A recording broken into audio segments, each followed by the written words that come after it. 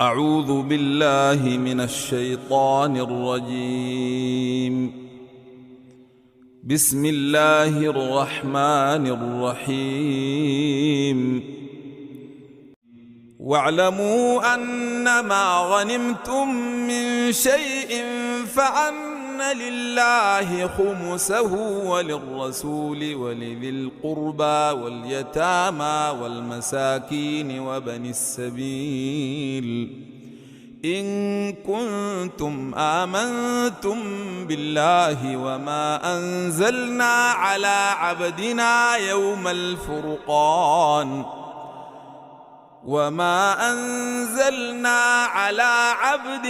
يوم الفرقان يوم التقى الجمعان والله على كل شيء قدير.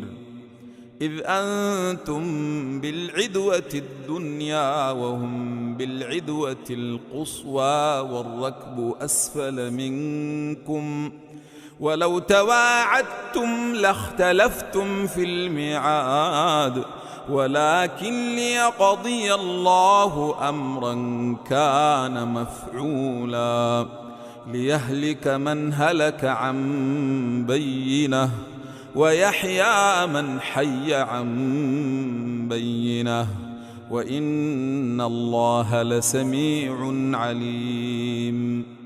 إذ يريكهم الله في منامك قليلا ولو أريكهم كثيرا لفشلتم ولتنازعتم في الأمر ولكن الله سلم إنه عليم بذات الصدور. وإذ يريكموهم إذ التقيتم في أعينكم قليلا ويقللكم في أعينهم ليقضي الله أمرا كان مفعولا وإلى الله ترجع الأمور. يا أيها الذين آمنوا إذا لقيتم فئة فاثبتوا واذكروا الله كثيرا لعلكم تفلحون. وأطيعوا الله ورسوله ولا تنازعوا فتفشلوا وتذهب ريحكم واصبروا إن الله مع الصابرين. ولا تكونوا كالذين خرجوا من ديارهم بطرا ورئاء الناس ويصدون عن سبيل الله والله بما يعملون محيط. وإذ زين لهم الشيطان أعمالهم وقال لا غالب لكم اليوم من الناس وإني جار لكم فلما تراءت الفئتان نكص على عقبيه وقال إني بريء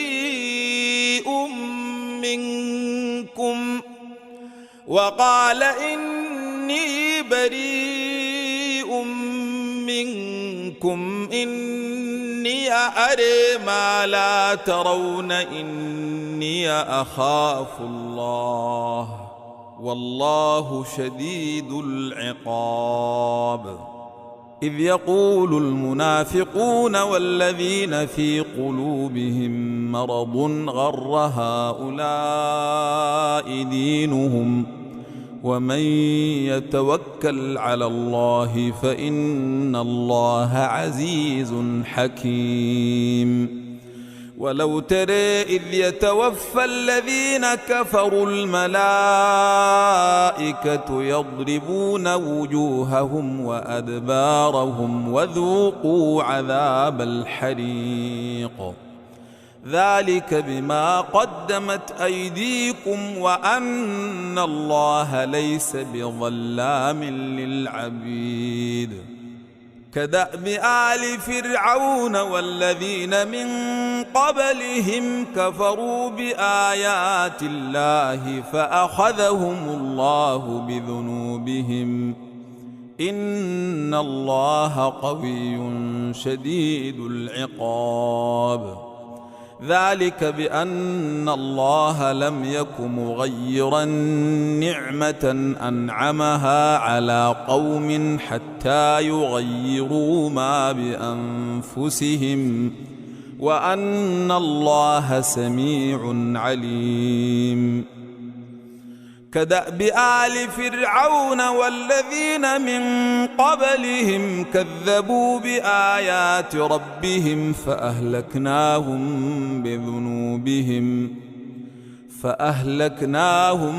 بذنوبهم وأغرقنا آل فرعون وكل كانوا ظالمين. إن شر الدواب عند الله الذين كفروا فهم لا يؤمنون، الذين عاهدت منهم ثم ينقضون عهدهم في كل مرة وهم لا يتقون. فإما تثقفنهم في الحرب فشرد بهم من خلفهم لعلهم يذكرون، وإما تخافن من قوم خيانة فانبذ إليهم على سواء، إن الله لا يحب الخائنين. ولا تحسبن الذين كفروا سبقوا، إنهم لا يعجزون. وأعدوا لهم ما استطعتم من قوة ومن رباط الخيل ترهبون به عدو الله وعدوكم وآخرين من دونهم لا تعلمونهم الله يعلمهم، وما تنفقوا من شيء في سبيل الله يوفى إليكم وأنتم لا تظلمون. وإن جنحوا للسلم فاجنح لها وتوكل على الله، إنه هو السميع العليم. وإن يريدوا أن يخدعوك فإن حسبك الله هو الذي أيدك بنصره وبالمؤمنين وألف بين قلوبهم. لو أنفقت ما في الأرض جميعا ما ألفت بين قلوبهم ولكن الله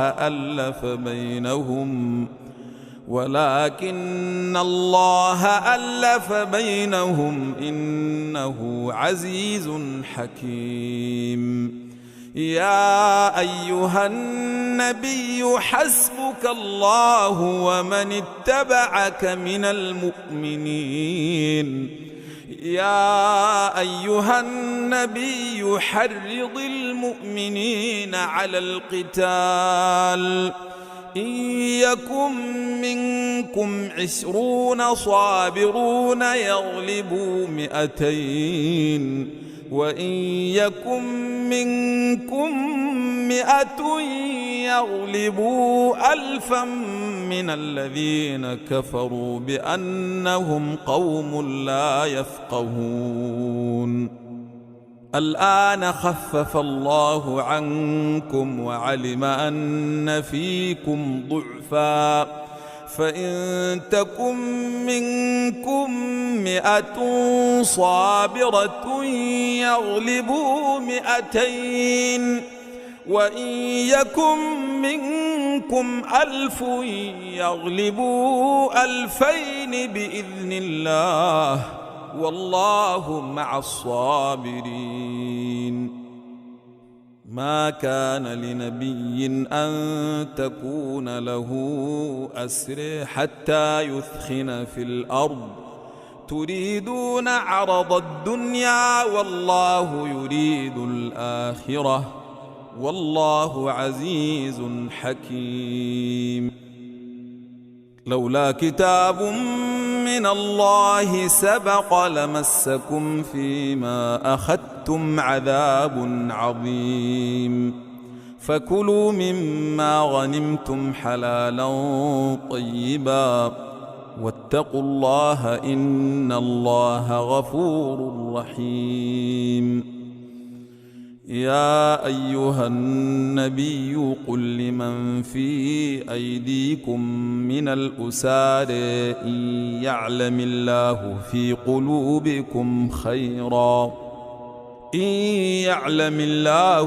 قلوبكم خيرا يؤتكم خيرا مما أخذ منكم ويغفر لكم والله غفور رحيم.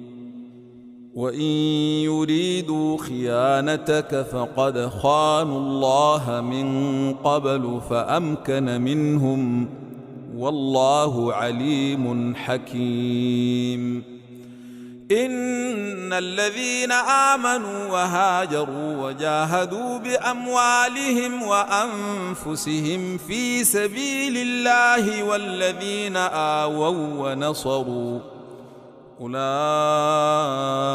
بعضهم أولياء بعض، والذين آمنوا ولم يهاجروا ما لكم من ولايتهم من شيء حتى يهاجروا، وإن استنصروكم في الدين فعليكم النصر إلا على قوم بينكم وبينهم ميثاق والله بما تعملون بصير.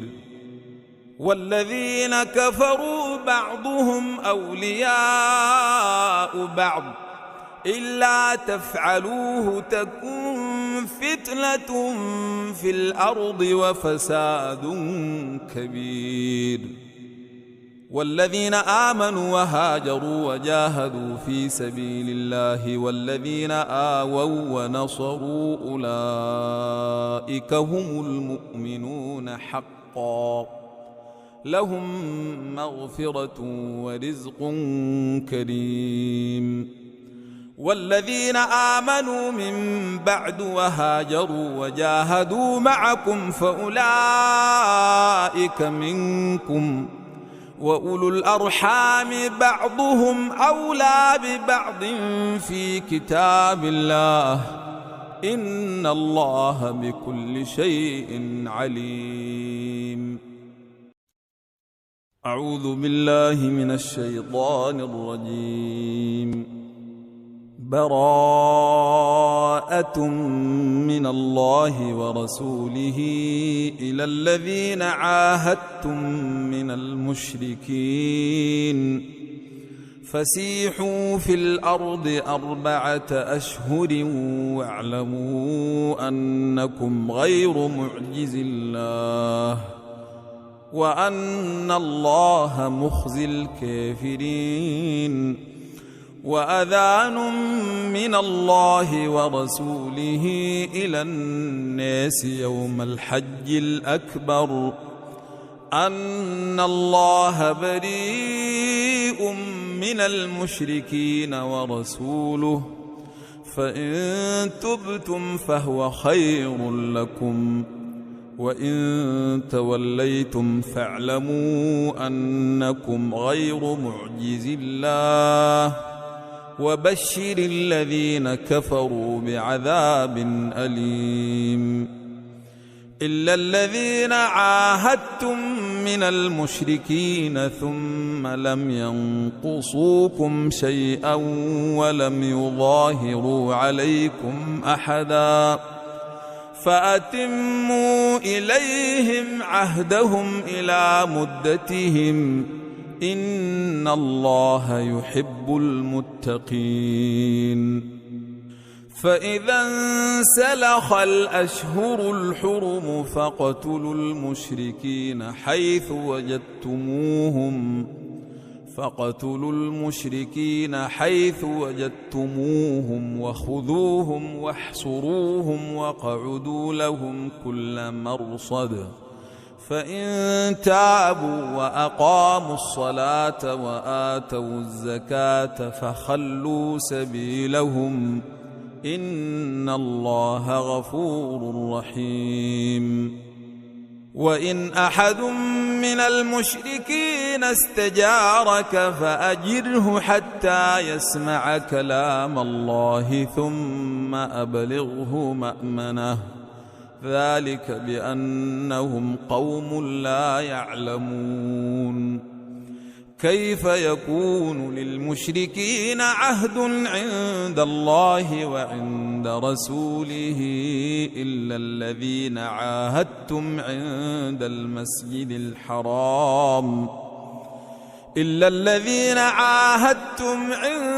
المسجد الحرام فما استقاموا لكم فاستقيموا لهم إن الله يحب المتقين. كيف وإن يظهروا عليكم لا يرقبوا فيكم إلا ولا ذمة يرضونكم بأفواههم وتأبى قلوبهم وأكثرهم فاسقون. اشتروا بآيات الله ثمنا قليلا فصدوا عن سبيله إنهم ساء ما كانوا يعملون. لا يرقبون في مؤمن إلا ولا ذمة وأولئك هم المعتدون. فإن تابوا وأقاموا الصلاة وآتوا الزكاة فإخوانكم في الدين ونفصل الآيات لقوم يعلمون. وإن نكثوا أيمانهم من بعد عهدهم وطعنوا في دينكم فقاتلوا أئمة الكفر إنهم لا أيمان لهم لعلهم ينتهون. ألا تقاتلون قوما نكثوا أيمانهم وهموا بإخراج الرسول وهم بدؤوكم أول مرة أتخشونهم فالله أحق أن تخشوه إن كنتم مؤمنين. قاتلوهم يعذبهم الله بأيديكم ويخزهم وينصركم عليهم ويشف صدور قوم مؤمنين ويذهب غيظ قلوبهم ويتوب الله على من يشاء والله عليم حكيم. أم حسبتم أن تتركوا ولما يعلم الله الذين جاهدوا منكم ولم يتخذوا من دون الله ولا رسوله ولا المؤمنين وليجة والله خبير بما تعملون. ما كان للمشركين أن يعمروا مسجد الله شاهدين على أنفسهم بالكفر أولئك حبطت أعمالهم وفي النار هم خالدون. إنما يعمر مساجد الله من آمن بالله واليوم الآخر وأقام الصلاة وآتى الزكاة ولم يخش إلا الله فعسى أولئك أن يكونوا من المهتدين. أجعلتم سقاية الحاج وعمارة المسجد الحرام كمن آمن بالله واليوم الآخر وجاهد في سبيل الله لا يستوون عند الله والله لا يهدي القوم الظالمين. الذين آمنوا وهاجروا وجاهدوا في سبيل الله بأموالهم وأنفسهم أعظم درجة عند الله وأولئك هم الفائزون.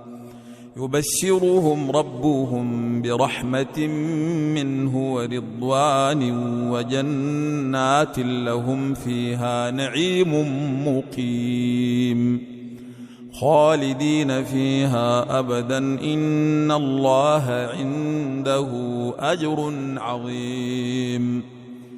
يا أيها الذين آمنوا لا تتخذوا آباءكم وإخوانكم أولياء إن استحبوا الكفر على الإيمان ومن يتولهم منكم فأولئك هم الظالمون.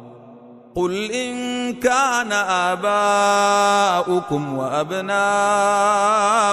وإخوانكم وأزواجكم وعشيرتكم وأموال اقترفتموها وتجارة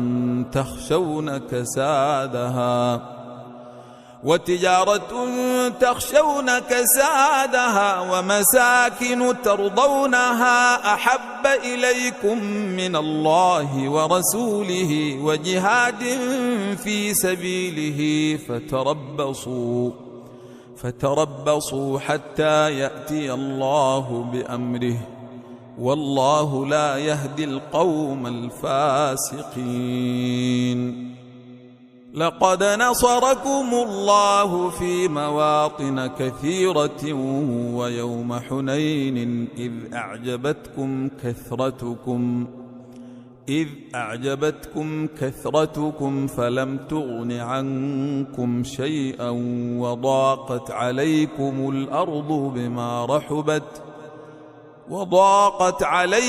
الأرض بما رحبت ثم وليتم مدبرين. ثم أنزل الله سكينته على رسوله وعلى المؤمنين وأنزل جنودا لم تروها وعذب الذين كفروا وذلك جزاء الكافرين. ثم يتوب الله من بعد ذلك على من يشاء والله غفور رحيم. يا أيها الذين آمنوا إنما المشركون نجس فلا يقربوا المسجد الحرام بعد عامهم هذا وإن خفتم عيلة فسوف يغنيكم الله من فضله إن شاء إن الله عليم حكيم. قاتلوا الذين لا يؤمنون بالله ولا باليوم الآخر ولا يحرمون ما حرم الله ورسوله ولا يدينون دين الحق من الذين أوتوا الكتاب حتى يعطوا الجزية عن يد وهم صاغرون. وقالت اليهود عزير بن الله وقالت النصارى المسيح ابن الله ذلك قولهم بأفواههم يضاهون قول الذين كفروا من قبل قاتلهم الله أنى يؤفكون. اتخذوا أحبارهم ورهبانهم أربابا من دون الله والمسيح ابن مريم وما أمروا إلا ليعبدوا إلها واحدا لا إله إلا هو سبحانه عما يشركون يريدون أن يطفئوا نور الله بأفواههم ويأبى الله إلا أن يتم نوره ولو كره الكافرون هو الذي أرسل رسوله بالهدى ودين الحق ليظهره على الدين كله ولو كره المشركون يا أيها الذين آمنوا إن كثيرا من الأحبار والرهبان ليأكلون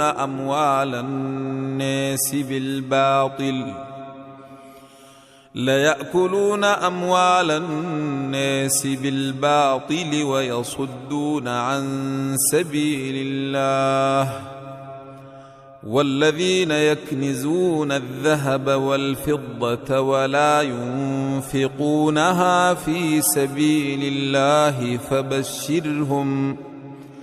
فبشرهم بعذاب أليم يوم يحمى عليها في نار جهنم فتكوى بها جباههم وجنوبهم وظهورهم هذا ما كنزتم لأنفسكم فذوقوا ما كنتم تكنزون إن عدة الشهور عند الله 12 شهرا في كتاب الله يوم خلق السماوات والأرض منها 4 حرم ذلك الدين القيم فلا تظلموا فيهن أنفسكم وقاتلوا المشركين كافة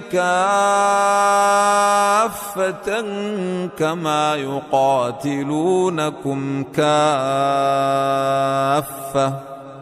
واعلموا أن الله مع المتقين إنما النسيء زيادة في الكفر يضل به الذين كفروا يحلونه عاما ويحرمونه عاما ليواطئوا عدة ما حرم الله فيحلوا ما حرم الله زين لهم سوء أعمالهم والله لا يهدي القوم الكافرين يا أيها الذين آمنوا ما لكم إذا قيل لكم انفروا في سبيل الله اثاقلتم إلى الأرض أرضيتم بالحياة الدنيا من الآخرة فما متاع الحياة الدنيا في الآخرة إلا قليل إلا تنفروا يعذبكم عذابا أليما ويستبدل قوما غيركم ولا تضروه شيئا والله على كل شيء قدير إلا تنصروه فقد نصره الله إذ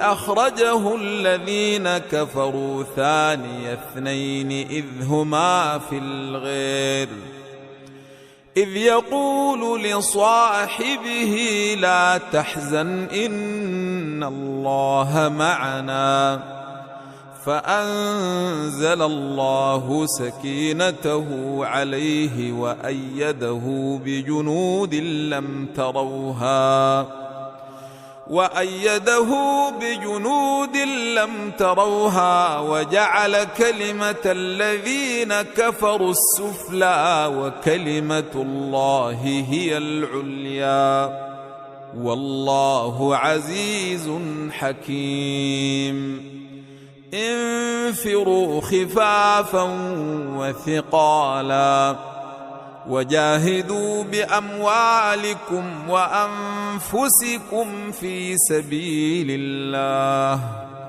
ذلكم خير لكم إن كنتم تعلمون لو كان عرضا قريبا وسفرا قاصدا لاتبعوك ولكن بعدت عليهم الشقة وسيحلفون بالله لو استطعنا لخرجنا معكم يهلكون أنفسهم والله يعلم إنهم لكاذبون عفى الله عنك لم أذنت لهم حتى يتبين لك الذين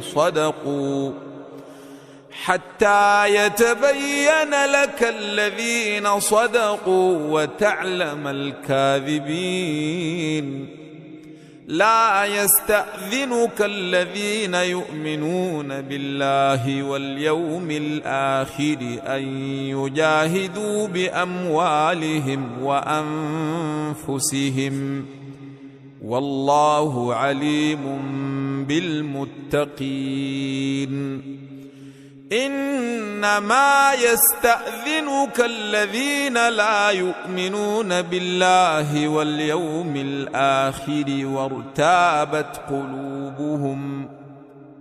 وارتابت قلوبهم فهم في ريبهم يترددون ولو أرادوا الخروج لأعدوا له عدة ولكن كره الله بعاثهم فثبطهم وقيل اقعدوا مع القاعدين لو خرجوا فيكم ما زادوكم إلا خبالا ولأوضعوا خلالكم يبغونكم الفتنة وفيكم سماعون لهم والله عليم بالظالمين لقد ابتغوا الفتنة من قبل وقلبوا لك الأمور حتى جاء الحق وظهر أمر الله وهم كارهون ومنهم من يقول ائذن لي ولا تفتني ألا في الفتنة سقطوا وإن جهنم لمحيطة بالكافرين إن تصبك حسنة تسؤهم وإن تصبك مصيبة يقولوا قد أخذنا أمرنا من قبل ويتولوا وهم فرحون قل لن يصيبنا إلا ما كتب الله لنا هو مولانا وعلى الله فليتوكل المؤمنون قل هل تربصون بنا إلا إحدى الحسنيين ونحن نتربص بكم أن يصيبكم الله بعذاب من عنده أو بأيدينا فتربصوا إنا معكم متربصون قل أنفقوا طوعا أو كرها لن يتقبل منكم وأن لن يتقبل منكم إنكم كنتم قوما فاسقين وما منعهم أن تقبل منهم نفقاتهم إلا أنهم كفروا بالله وبرسوله ولا يأتون الصلاة إلا وهم كسالى ولا ينفقون إلا وهم كارهون فلا تعجبك أموالهم ولا أولادهم إنما يريد الله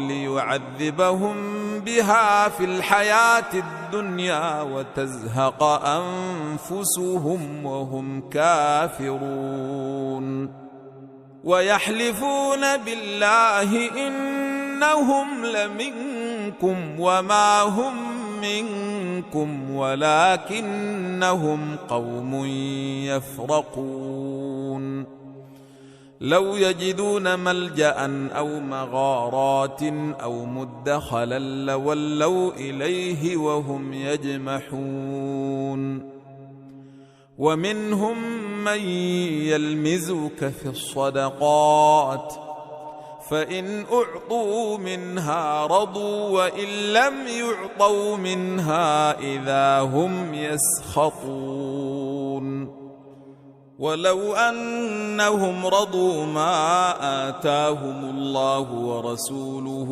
وقالوا حسبنا الله سيؤتينا الله من فضله ورسوله إنا إلى الله راغبون إنما الصدقات للفقراء والمساكين والعاملين عليها والمؤلفة قلوبهم وفي الرقاب والغارمين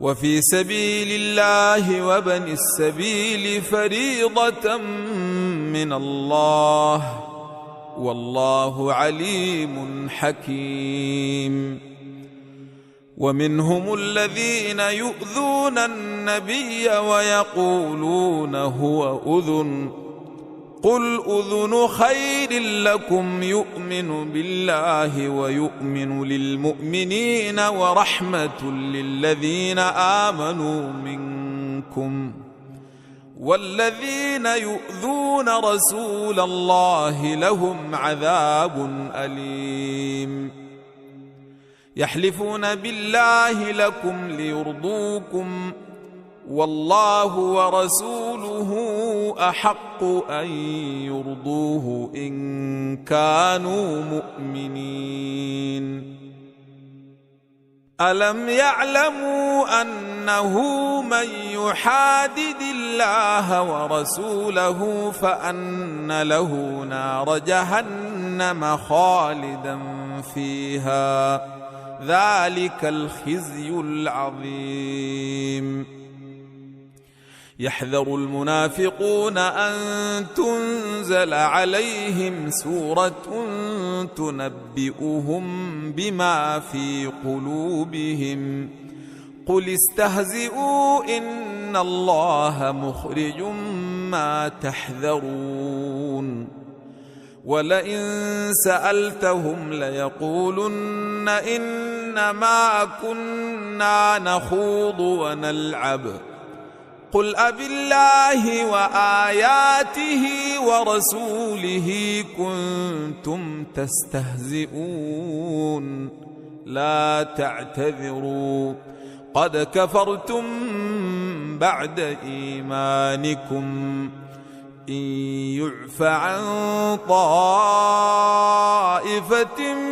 منكم تعذب طائفة بأنهم كانوا مجرمين المنافقون والمنافقات بعضهم من بعض يأمرون بالمنكر وينهون عن المعروف ويقبضون أيديهم نسوا الله فنسيهم إن المنافقين هم الفاسقون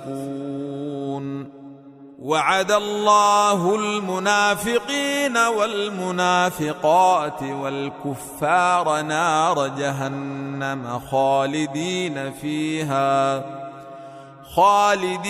فيها هي حسبهم ولعنهم الله ولهم عذاب مقيم كالذين من قبلكم كانوا أشد منكم قوة وأكثر أموالا وأولادا فاستمتعوا بخلاقهم فاستمتعتم بخلاقكم كما استمتع الذين من قبلكم بخلاقهم وخضتم كالذي خاضوا أولئك حبطت أعمالهم في الدنيا والآخرة وأولئك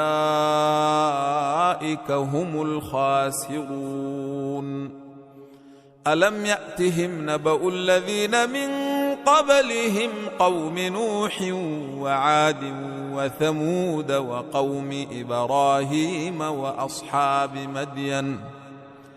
وقوم إبراهيم وأصحاب مدين والمؤتفكات أتتهم رسلهم بالبينات فما كان الله ليظلمهم ولكن كانوا أنفسهم يظلمون والمؤمنون والمؤمنات بعضهم أولياء بعض يأمرون بالمعروف وينهون عن المنكر ويقيمون الصلاة ويؤتون الزكاة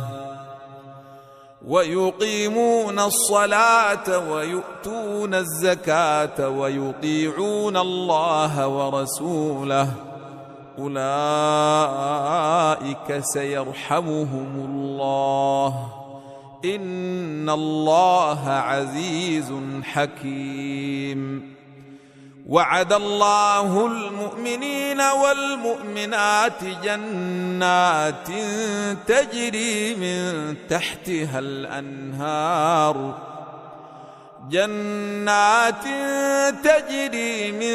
تحتها الأنهار خالدين فيها ومساكن طيبة في جنات عدن ورضوان من الله أكبر ذلك هو الفوز العظيم يا أيها النبي جاهد الكفار والمنافقين واغلظ عليهم ومأواهم جهنم وبئس المصير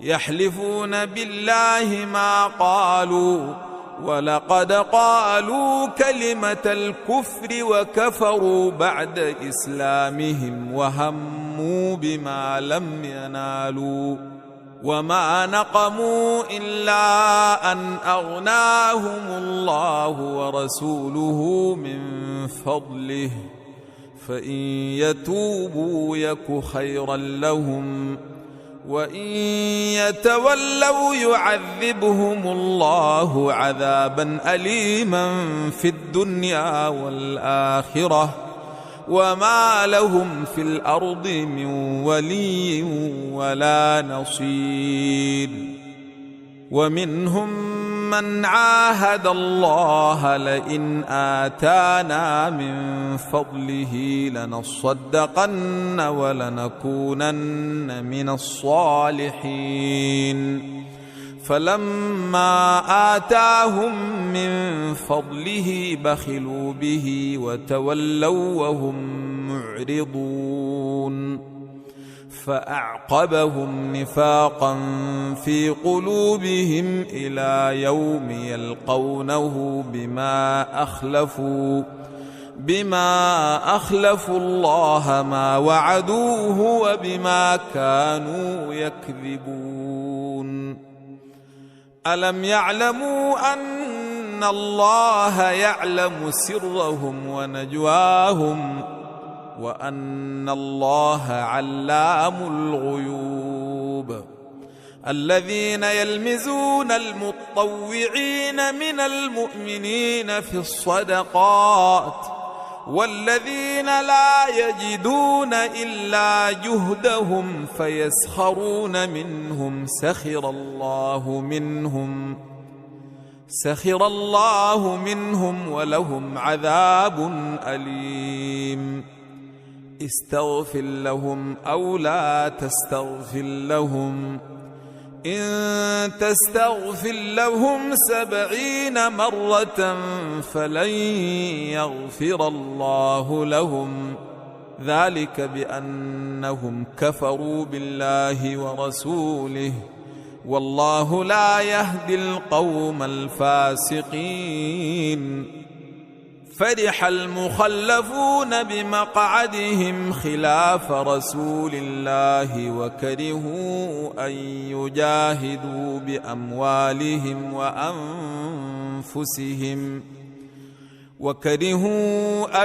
يجاهدوا بأموالهم وأنفسهم في سبيل الله وقالوا لا تنفروا في الحر قل نار جهنم أشد حرا لو كانوا يفقهون. فليضحكوا قليلا وليبكوا كثيرا جزاء بما كانوا يكسبون. فإن رجعك الله إلى طائفة منهم فاستأذنوك للخروج فقل لن تخرجوا معي أبدا ولن تقاتلوا معي عدوا إنكم رضيتم بالقعود أول مرة فاقعدوا مع الخالفين. ولا تصل على أحد منهم مات أبدا ولا تقم على قبره إنهم كفروا بالله ورسوله وماتوا وهم فاسقون. ولا تعجبك أموالهم وأولادهم إنما يريد الله أن يعذبهم بها في الدنيا وتزهق أنفسهم وهم كافرون. وإذا أنزلت سورة أن آمنوا بالله وجاهدوا مع رسوله استأذنك أولو الطول منهم وقالوا ذرنا نكن مع القاعدين رضوا بأن يكونوا مع الخوالف وطبع على قلوبهم فهم لا يفقهون. لكن الرسول والذين آمنوا معه جاهدوا بأموالهم وأنفسهم وأولئك لهم الخيرات وأولئك هم المفلحون. أعد الله لهم جنات تجري من تحتها الأنهار خالدين فيها ذلك الفوز العظيم. وجاء المعذرون من الأعراب ليؤذن لهم وقعد الذين كذبوا الله ورسوله سيصيب الذين كفروا منهم عذاب أليم. ليس على الضعفاء ولا على المرضى ولا على الذين لا يجدون ما ينفقون حرج إذا نصحوا لله ورسوله ما على المحسنين من سبيل والله غفور رحيم. ولا على الذين إذا ما أتوك لتحملهم قلت لا أجد ما أحملكم عليه تولوا وأعينهم تفيض من الدمع حزنا ألا يجدوا ما ينفقون. إنما السبيل على الذين يستأذنونك وهم أغنياء رضوا بأن يكونوا مع الخوالف وطبع الله على قلوبهم فهم لا يعلمون.